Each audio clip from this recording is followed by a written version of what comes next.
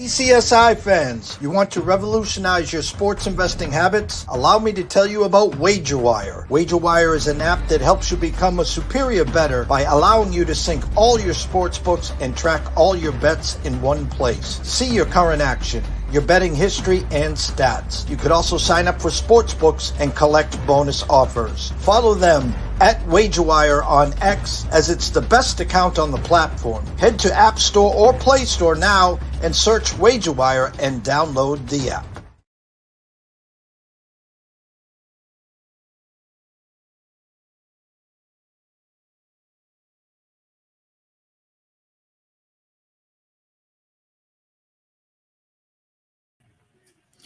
Well, hello there. Welcome to the show today. My name is Scott Webb, and some people know me as Beam 'em Up Scotty. And I appreciate Jeff again allowing me the use of the studio. This is great. It's a Saturday. We get to talk baseball on Saturday. Hopefully get some people to the window. Yesterday, we gave out, I think, 3 plays on the show. Yesterday, we were 2-1 on those 3 plays. So we'll see if we can do that again today. It's an interesting day today because we've got a lot of numbers out there that reflect a tough board. You know, I talked yesterday on Friday. I think it's one of the better days to attack the board because sports books tend to have weaker numbers on Friday. They get better on Saturday and they get better on Sunday. Reason for that is because, you know, it's the first matchup, say, of the new teams. You know, they travel on Thursday and then they play on Friday. So when it comes out to Friday, you know, you get a good spot. You get a good understanding of kind of where things are. And then the books are a little bit slower to react. Today, it looks like the numbers are pretty solid. So we'll have to work pretty hard today to figure out kind of where we want to go and what we want to do. One of the things I think are important, though, to talk about is one of the things I like in Major League Baseball is they play every day. So just because you lost with the team yesterday doesn't mean that they're not a good spot to go back at them again today. One of my favorite things to do is to play on a team that, you know, I was on yesterday, but they didn't win yesterday. So, for example, yesterday I was on the San Diego Padres. You know, they're their best offense going into the game. They're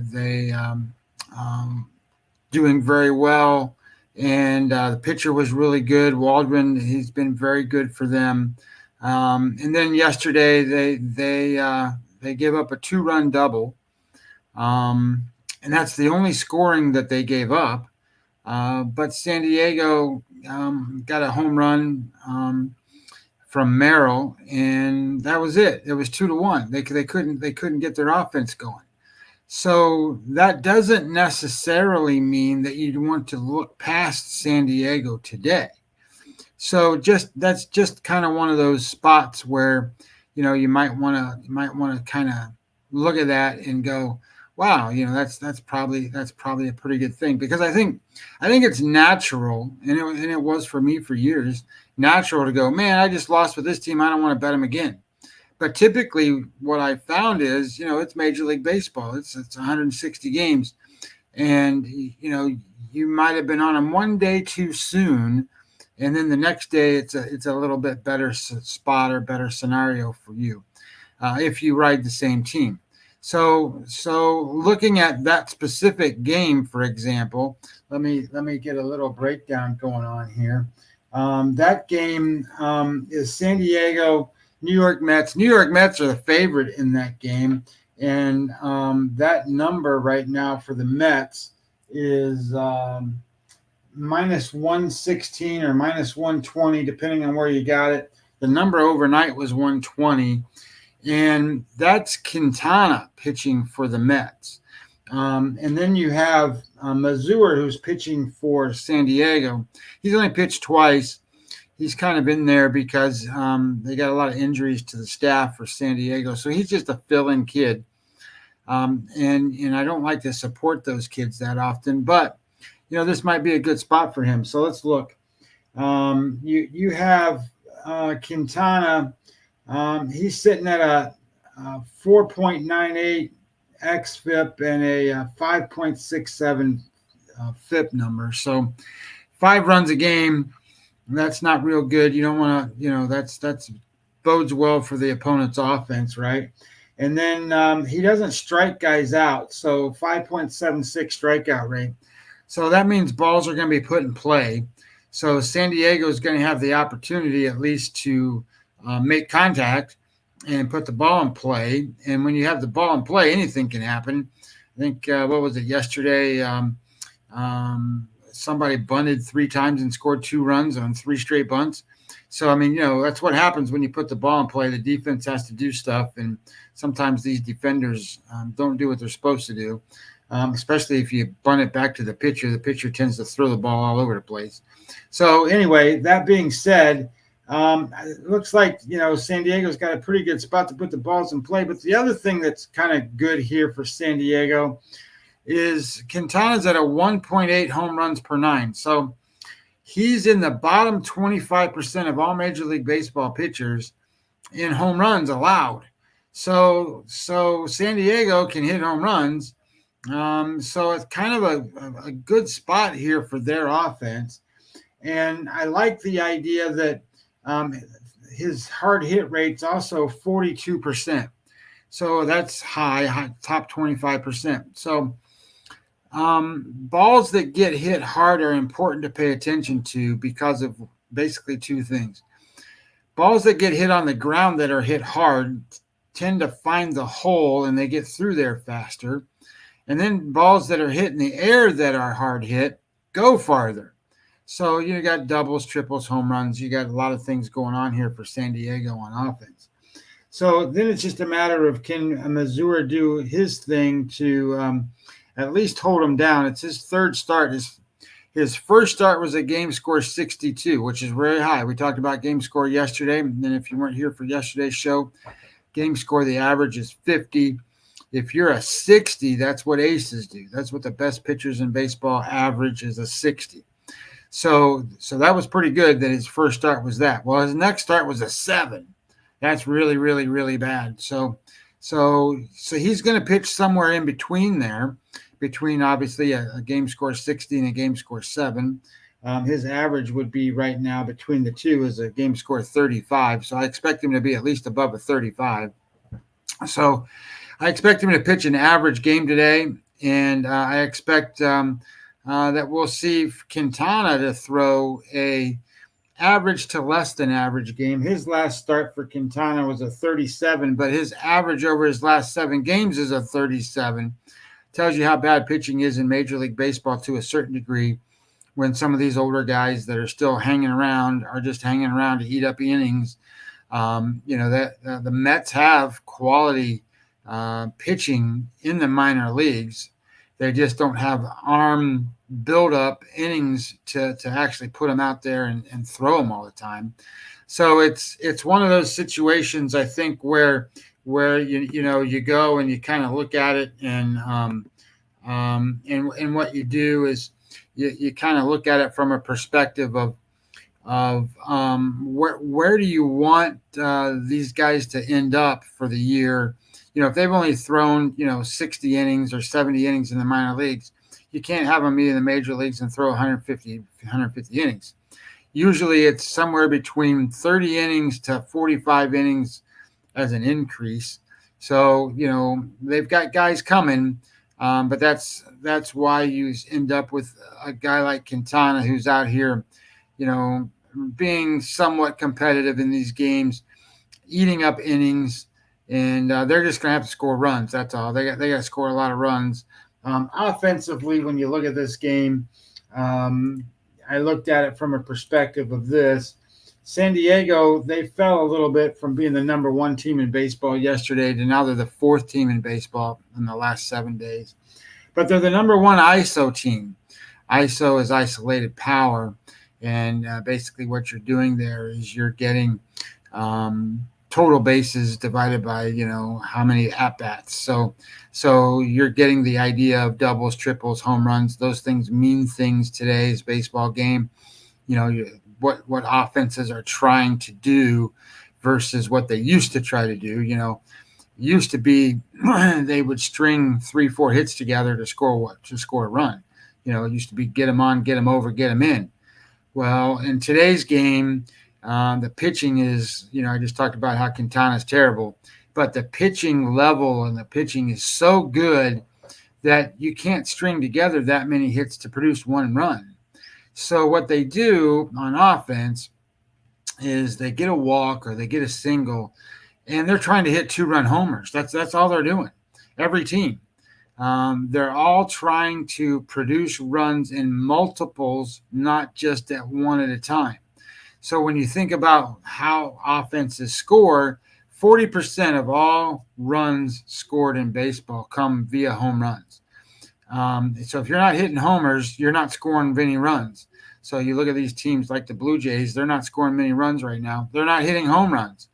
So when you're matching the game up, you really want to look at, can the pitcher limit the 3 true outcomes?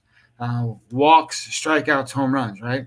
So walks, you don't want to put guys on base and then have a guy hit a home run behind him. And strikeouts keeps the guy from making contact, keeps the guy from getting on base, and obviously keeps him from hitting home runs. Sabermetrics has a number for that, and that's FIP, F-I-P, fielding independent pitching. What that means is what's the pitcher's, quote, earned run average just in those types of formats. Take away the defenders. You don't need the defenders. We're trying to figure out what the pitcher can do. So that's where FIP is kind of an important number. XFIP is the predicted measure of FIP. So that's what I use. I use the XFIP number to try to get an idea and a gauge on where we're at with that. And remember, we talked about Quintana's numbers. It's a 5, so that's not very good. And his home run rate's really high, and that's why his XFIP number is really high. So it kind of correlates together that way. And San Diego is the number 1 ISO team in baseball over the last 7 days. So what's pretty cool here is you can get San Diego in this matchup against Quintana. It's very favorable for them. And at the same time that I tell you it's favorable for them, you would think that, okay, San Diego, they're just the second best team in the National League West right now. They're a couple games over 500. The Mets are under 500 and struggled for a while. They're not struggling quite as bad, but you can get them as a dog. So I think that should be our play for number 1. I think you should go back to the well here. I think you should look at San Diego. I think you should say, hey, San Diego is pretty good in this spot. Let's take San Diego and let's back Missouri here. The bullpen's good enough for San Diego. They didn't use their best guys yesterday, so I expect a pretty good day from the Padres today, especially in the dog position. I think it's great. In terms of risk, I don't think this is a sure thing bet, but I don't think it's a high risk bet. So I would call this a risk averse medium kind of play. So you're out there kind of looking at it from a perspective of, I want some solid winners. Well, this board today, I didn't really see a lot of that. I see some mediums out there and some higher risk plays, and we'll talk about what that looks like. But the idea being here is that I don't think this is so much of a stretch that it's not worth going after. Some of the other things that I was looking at today, and I think this one's more of a stretch, but I think it's worth a look. A lot of teams are getting overlooked on kind of how good they kind of are. The Angels, for example, are a team that they're below 500. They're actually just a bit above where the Athletics are. They haven't been getting very good quality pitching out of teams. And when they hit, they tend to score a lot of runs. Yesterday they scored, I think it was 7 or 8 runs, and they beat up on them yesterday. San Francisco didn't look very good. And today, I think they're getting, again, undervalued here. And in baseball terms, a lot of times you want to bet value. So let me tell you what I mean by value. So I make a number every day. And in my number, I'm trying to flip it to my number instead of the the actual sportsbook number. My number on this game today with the Angels, I have where'd they go? There they are. I have the Angels as almost a toss up here. This is a basically minus 105 game on my numbers. You have Sandoval pitching for the Angels, and you have Keaton Winn who's pitching for San Francisco. Now, Jeff and I behind the scenes have had conversations around San Francisco, and we think that they can make some moves and do some different things and position themselves for a good run. But to do that, you need these kind of kids to pitch pretty well. And this Keaton Winn has good stuff. If you look at his measurements on his stuff, he's a 104. That measures his velocity, the spin rate, things like that, movement on the ball. So he's pretty good there, but he hasn't pitched well. In fact, in the games that he started this year, he started 10 times, and the Giants have only won 3. So they're 3-7 in the games that he started. And in his last 28 days, his SOPS, so his slugging and OPS number, is 192. So he's 92% worse than an average pitcher in controlling the opponent's offense and them scoring runs, getting on base. For the season, he's a 128. So he's 28% worse than an average pitcher when it comes to those things. And when I looked at kind of where he's at here, this is his second start coming off of the disabled list. He missed a few starts there.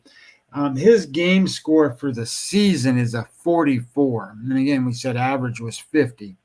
So he's a below average pitcher, and he's facing Patrick Sandoval. Now, Sandoval is a guy who over his last 3 starts, his game score 54, and over those last 7 is a 49. So he's a below average, but kind of average pitcher. But knows how to put the ball where he needs to put it, knows what to do. He's a veteran, has been around a long time. And has been decent when it comes to kind of getting those outs, getting those innings in.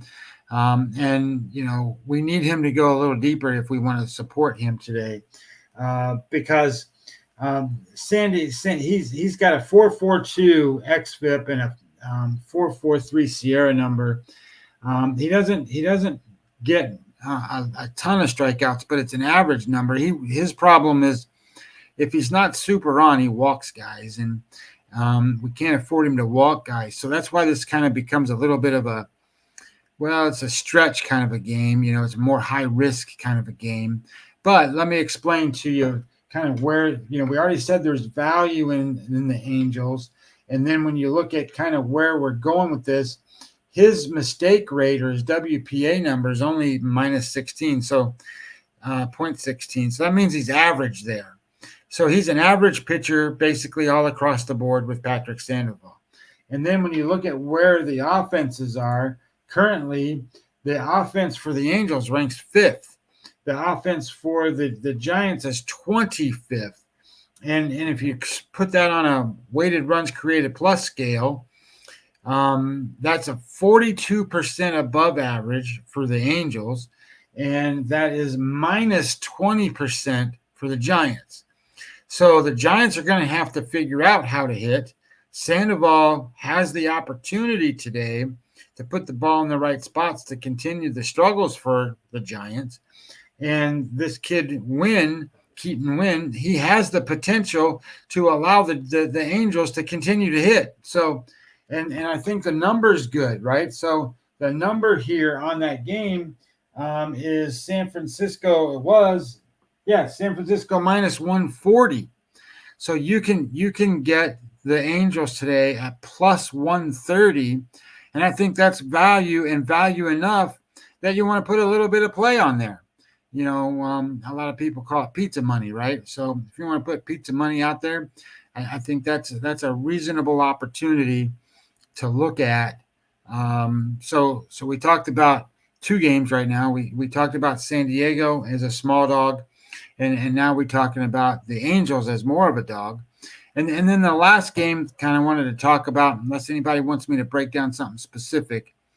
I think I want to go back to a series here where Milwaukee is playing with the Reds. I'm not a big proponent of the Reds, but I think if the Reds can get some pitching on a regular basis and get their offense going, and I'm going to say a kind of fairly controversial thing here. I know a lot of people like Ellie De La Cruz, but I think he's one of the most overrated players in baseball currently. That doesn't mean that he can't get to where we think he's going to be and be a superstar. But I break down these numbers on a daily basis for every team, looking at their offense every day. And when the Reds are hot, he's not it. And he's a proponent of a guy that's not hot. And a lot of times, he's a flash in the pan kind of guy, hits a home run here or there, hits an inside the park home run, runs like crazy, runs like the wind, has an arm like, if there was 100 mile an hour from shortstop. So he's got a lot of talent, but I think that you can see he's going to be a good player. But I think that currently he's in a spot where he's not the best player on their team.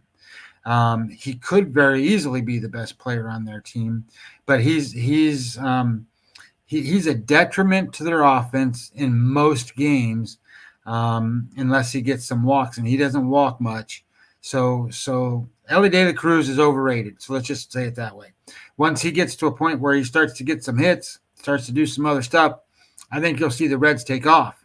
If he can turn things around for him, watch it go. Kind of like, when the Yankees were doing whatever the Yankees were doing, and then all of a sudden Aaron Judge became, the guy that won the MVP and is going off and, leads the league in homers and RBIs and all that stuff again. The Yankees don't lose. So when you sit there and talk about Ellie De La Cruz, he can do that for the Reds. So that's what I'm waiting for. When he's in a position, when that stuff starts happening, I think the Reds can make a run in this division, and I think the Reds can run down anybody in this division. That their pitching is decent. Lodolo's a lot better than I think what a lot of people give him credit for. Green has had a good season, not a great season, but a good season. So I think that they need guys like today, Abbott. They need Abbott to do well. They need Abbott to win this game, because he's facing I always want to call him Myers, but that's not his name. Bryce Wilson. And Wilson's a spot starter. That's what he is. He's a relief pitcher. But Milwaukee has had so much trouble with their starting rotation. They've been hurt. Joe Ross is down again. They got these guys that are struggling to make starts. Gasser came up and was really good, but now he's probably not going to pitch the rest of the season. So Milwaukee's in trouble in terms of their starting pitching. They can hit, but I think that they run into these problems where they're not so dominant that they couldn't be caught. And if you got a team that gets hot like the Reds I think the Reds could run them down. Or, well, put it this way, any of those teams could run them down. If the Cubs got hot or the Cardinals got hot or even the Pirates got hot, they could all run down the Brewers. But right now the Brewers are the best, and we'll see what time kind of happens. But this is a spot where the Reds need to win, and because they should show well. Abbott should pitch good. Abbott's last start was a game score of 53. His average score for the season's a 52. His average for the last seven's a 51. So he's right around where he's supposed to be. And when you look at kind of where his numbers break out, he's not a big strikeout guy, doesn't walk guys. It's an average walk rate. But what's great about Abbott, he has soft contact. His hard hit rate's only 20%. So that's one of the best numbers in baseball. It means that, the exit velocities are down, if you want to look at it that way, and miles per hour off the bat are low. So those balls we talked about with high hard hit rate now become outs. The infielders can get to them because they move slower. The outfielders can go chase down fly balls and little pop-ups and stuff. So And part of that is because of his win percent added, his WPA number. It's one of the best in baseball. It's 0.76 over the last 30 days, 30 days. That means that he's not making mistakes. He's putting the ball where it needs to go. He's not allowing many home runs. So soft contact, getting outs. And I trust a guy that's not making mistakes versus a guy like Wilson. Now, Wilson, he's in a position where his batting average against is 304. His whip rate is 1.7. So he's allowing a lot of guys to get on base every inning. He, too, does not strike out very many guys. He's got a high home run rate. His xFIP number is 5.48.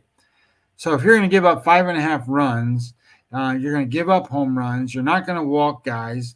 You're not going to strike out guys. That means you're going to get guys on base or have the opportunity. Balls are going to be put in play. And I like the idea that the Cincinnati Reds on offense can do some damage against Wilson. And I like the idea that Abbott, even if he gets hit, most of that is soft contact.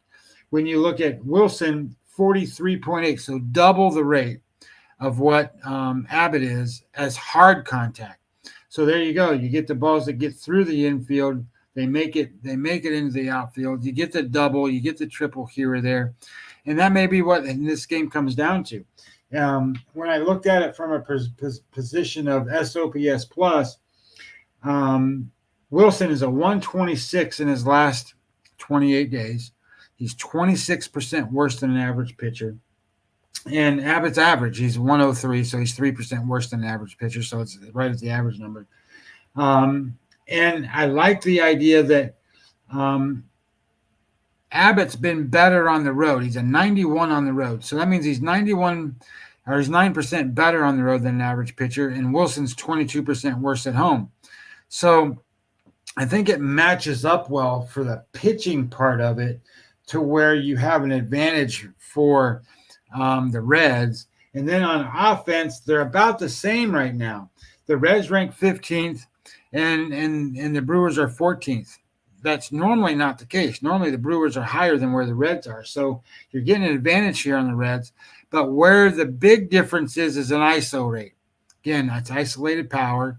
Isolated power measures the ability to get extra base hits by at-bats. So we want to bet on offenses that are good at ISO. Right now, the Cincinnati Reds rank 6th. The Milwaukee Brewers, there's 30 teams in baseball, they rank 30. So they're dead last. So the advantage here is that you have a pitcher for Wilson that is hard contact guy, not a big strikeout guy. I think you're going to see balls in play, and I think you're going to get hit hard. And I think Cincinnati has the opportunity then to take their ISO advantage and use that against Milwaukee. I think it's a spot where you have more of a quality pitcher that's in the rotation, and Abbott pitches on a regular basis.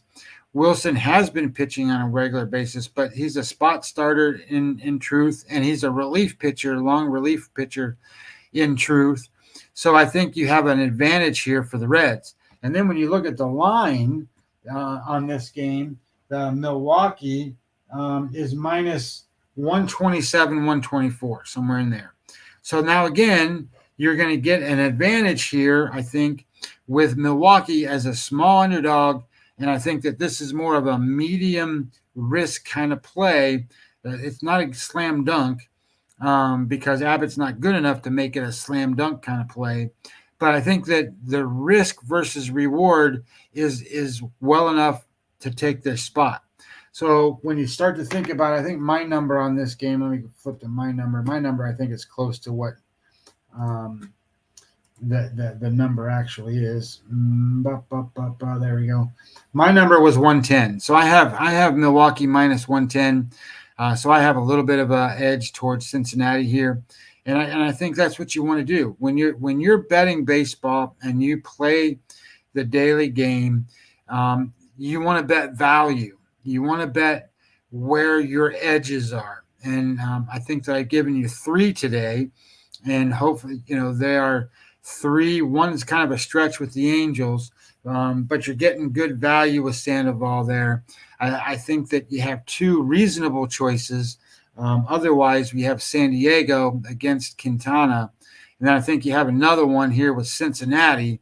I think that's a pretty good spot for Abbott. These are guys that know each other, teams that know each other. They're in the division together. So I think those are two good spots for what I would call a medium risk averse kind of play, where the obviously the ROI, your return on investment, is worth the investment, or I wouldn't sit out and tell you to bet them. So I think those are the 3 plays for today. I will be back on tomorrow. I know tomorrow's Father's Day, so happy Father's Day to everybody. Trying to do these weekend shows around noon, so I think noon's a good time frame for that.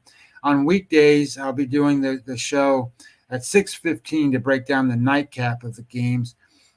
Except on travel days. I'm not going to do Thursday when there's only, a handful of games. And I don't think I'm going to do Mondays when there's only a handful of games.